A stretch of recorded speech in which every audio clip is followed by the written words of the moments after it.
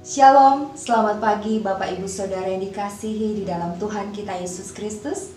Kembali lagi bertemu pada pagi hari ini dalam edisi Sarapan Rohani GKPB Jemaat Galaninia Aben Base. Hari ini Kamis 24 Maret 2022. Sebelum kita memulai aktivitas kita pada pagi hari ini, saya rindu mengajak Bapak Ibu Saudara sekalian kita mendengarkan kebenaran firman Tuhan yang akan menguatkan, meneguhkan langkah kehidupan kita. Namun sebelum kita mendengarkan firman Tuhan, mari kita berdoa. Terpujilah Engkau ya Allah Bapa yang di surga, Bapa yang mengasihi kami dengan kasih-Mu yang kekal. Pada pagi hari ini kami sungguh bersyukur dan bersuka cita untuk kesempatan yang baru yang Tuhan beri bagi kami. Tuhan sudah memberkati kami dalam istirahat kami tadi malam, sehingga pada pagi hari ini kami boleh kembali bangun ada di dalam keadaan selamat. Saat ini Bapa, sebelum kami memulai segala aktivitas pekerjaan dan tanggung jawab kami mohon kuasa Roh Kudus Tuhan memberkati, mengurapi kami, sehingga kami boleh mendengarkan kebenaran firman Tuhan. Dan biarlah kami tidak hanya mendengarkan saja, tapi kami mau melakukannya di dalam kehidupan kami setiap hari. Berkati hamba-Mu ini yang akan menyampaikan kebenaran-Mu Bapa, biarlah hanya suara Tuhan saja yang diperdengarkan. Terpujilah nama-Mu Bapa. Di dalam nama Tuhan kami Yesus Kristus kami berdoa dan mengucap syukur. Haleluya. Amin. Perenungan firman Tuhan yang akan kita dengar pada pagi hari ini diberikan judul Proses Kehidupan dari Tuhan. Bacaan yang mendasari perenungan kita terambil yang pertama dari Mazmur 143 ayat yang kelima. Firman Tuhan berkata, "Aku teringat kepada hari-hari dahulu kala, aku merenungkan segala pekerjaan-Mu. Aku memikirkan perbuatan tangan-Mu." Bacaan yang kedua terambil dari Yeremia 29 ayat yang ke-11. "Sebab aku ini mengetahui rancangan-rancangan apa yang ada padaku mengenai kamu. Demikianlah firman Tuhan, yaitu rancangan damai sejahtera dan bukan rancangan kecelakaan, untuk memberikan kepadamu hari depan yang penuh harapan." Kupu-kupu adalah salah satu hewan yang memiliki siklus hidup yang sangat panjang dibandingkan dengan makhluk hidup lainnya. Ada beberapa fase metamorfosis yang dimiliki kupu-kupu sampai ia tumbuh dewasa, yaitu telur, ulat, kepompong, kupu-kupu muda, lalu yang terakhir kupu-kupu dewasa. Dalam setiap fasenya, kupu-kupu membutuhkan waktu yang cukup lama untuk melaluinya. Jika kita merefleksikan siklus hidup kupu-kupu ini ke dalam kehidupan kita saat ini, tahap dan proses kehidupan inilah yang Tuhan izinkan untuk memproses iman kita. Cobaan, rintangan, kekecewaan, bahkan air mata Tuhan izinkan terjadi dalam hidup kita. Tidak bisa dipungkiri bahwa Tuhan kita adalah Tuhan yang senang dengan proses. Dia bukan Tuhan yang senang dengan hal instan, tetapi Dia selalu melakukan segala sesuatu melalui sebuah proses. Kita bisa melihat hal ini dimulai dari proses penciptaan dunia dan segala isinya. Pada saat menciptakan dunia ini dan segala isinya, Tuhan tidak serta-merta menciptakan semuanya sekaligus. Namun Tuhan menciptakan tahap demi tahap. Bahkan Tuhan menciptakan kehidupan di dunia ini dalam kurun waktu 6 hari. Apakah Tuhan tidak bisa menciptakan dunia dan isinya dalam sekejap mata? Tentu saja jawabannya adalah bisa. Bahkan mudah saja bagi Tuhan untuk menciptakan segala sesuatu dalam sekejap mata. Namun mengapa Tuhan tidak melakukannya? Sekali lagi jawabannya, sebab Tuhan lebih menyukai proses. Tuhan menikmati proses tersebut dan inilah cara kerja Tuhan. Ketika manusia jatuh dalam dosa, bisa saja Tuhan langsung dengan segera memutuskan mau menyelamatkan atau membinasakan segala yang hidup. Tetapi nyatanya tidak. Tuhan lebih memilih menyelamatkan manusia dengan melalui sebuah proses yang panjang. Mengapa Tuhan mengizinkan kita melalui sebuah proses? Yang pertama, proses Tuhan adalah kesempatan bagi kita untuk mengenal Tuhan lebih lagi dalam hidup kita.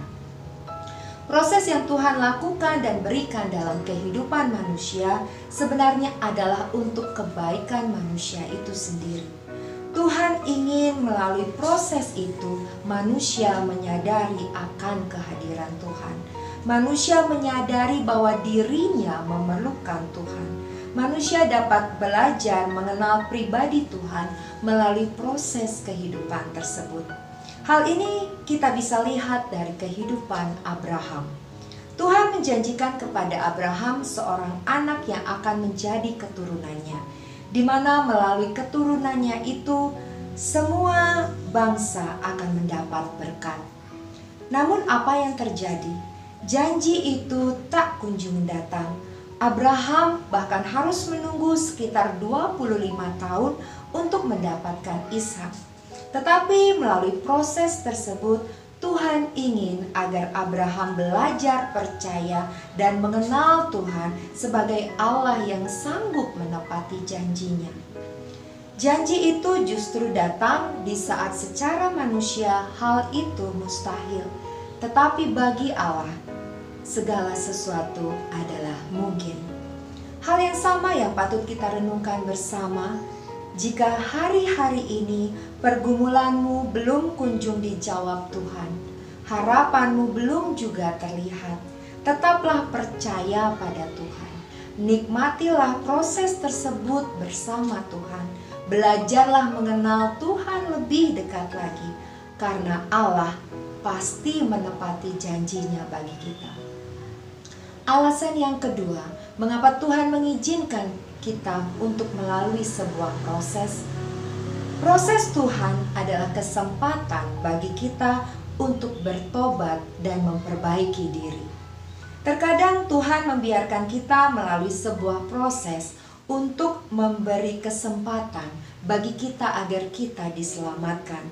Perlu diingat bahwa Tuhan tidak ingin memaksakan manusia untuk mau memilih Tuhan dan mau menyembah Tuhan daripada hidup dalam dosa.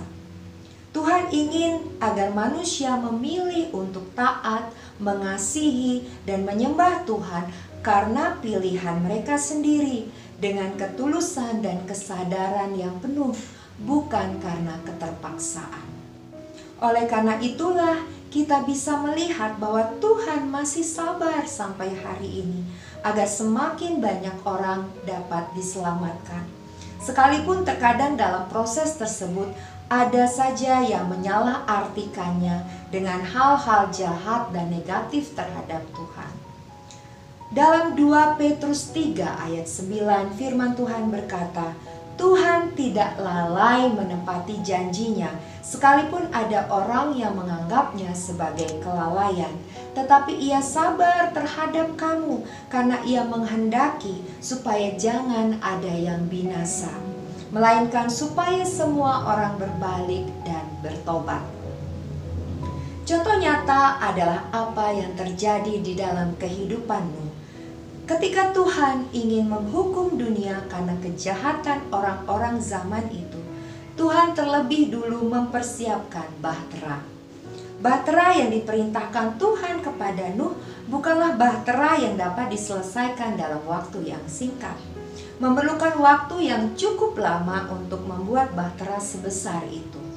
Mengapa Tuhan tidak langsung saja membuatkan bahtera dengan sekali berfirman? Sebab sekali lagi Tuhan ingin ada proses yang dijalani manusia. Sambil menunggu proses pembuatan bahtera, Tuhan berharap manusia bisa berubah dan taat. Namun apa yang terjadi? Tidak ada yang percaya dan bahkan mereka menghina, mengejek Nuh yang dianggap aneh karena membuat bahtera di atas gunung.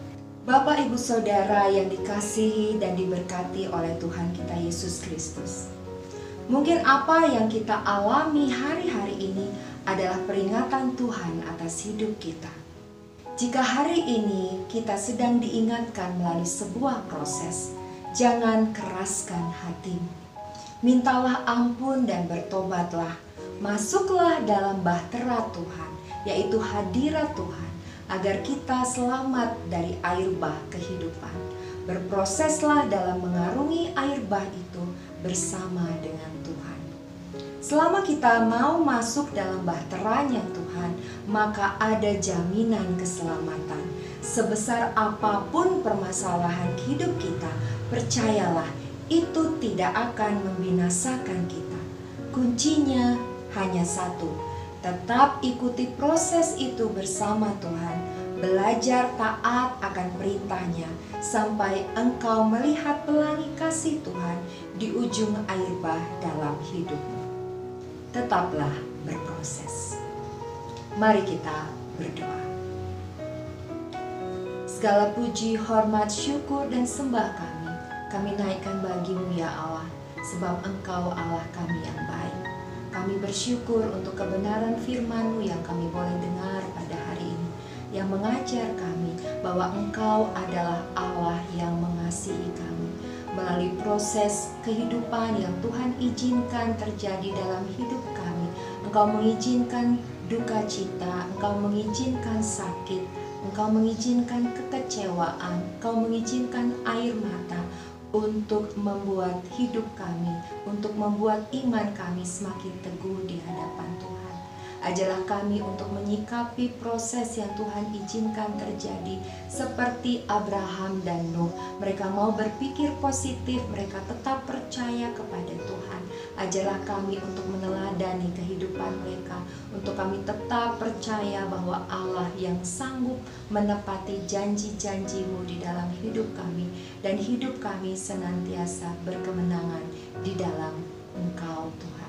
Bapa kami yang di surga, pada pagi hari ini kami berdoa khusus bagi saudara-saudara kami yang sakit, yang berbeban berat, yang terikat, yang mengalami duka cita Tuhan. Biarlah Engkau yang menghibur mereka, Engkau yang menguatkan mereka, yang sakit Tuhan sembuhkan, yang berduka cita Tuhan hibur, yang terbelenggu Tuhan lepaskan. Biarlah kami mendapatkan kemerdekaan, kami mendapatkan kebebasan, kami mendapatkan kemenangan hanya di dalam penyertaan Tuhan. Pada pagi hari ini Bapa, kembali kami akan melakukan segala tugas dan tanggung jawab pekerjaan kami. Kami mohon penyertaan dan perlindungan Tuhan.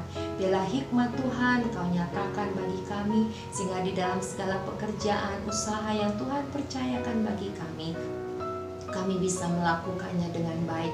Dimanapun Tuhan menempatkan kami anak-anak-Mu, kami bisa memancarkan terang dan kasih Tuhan, sehingga nama Tuhan dipermuliakan melalui pekerjaan kami. Kami berdoa Tuhan bagi keluarga kami, pasangan hidup kami, istri kami, suami kami, anak-anak kami, orang tua kami, keluarga besar kami Bapa. Kami bawa mereka semua ke dalam tangan Tuhan.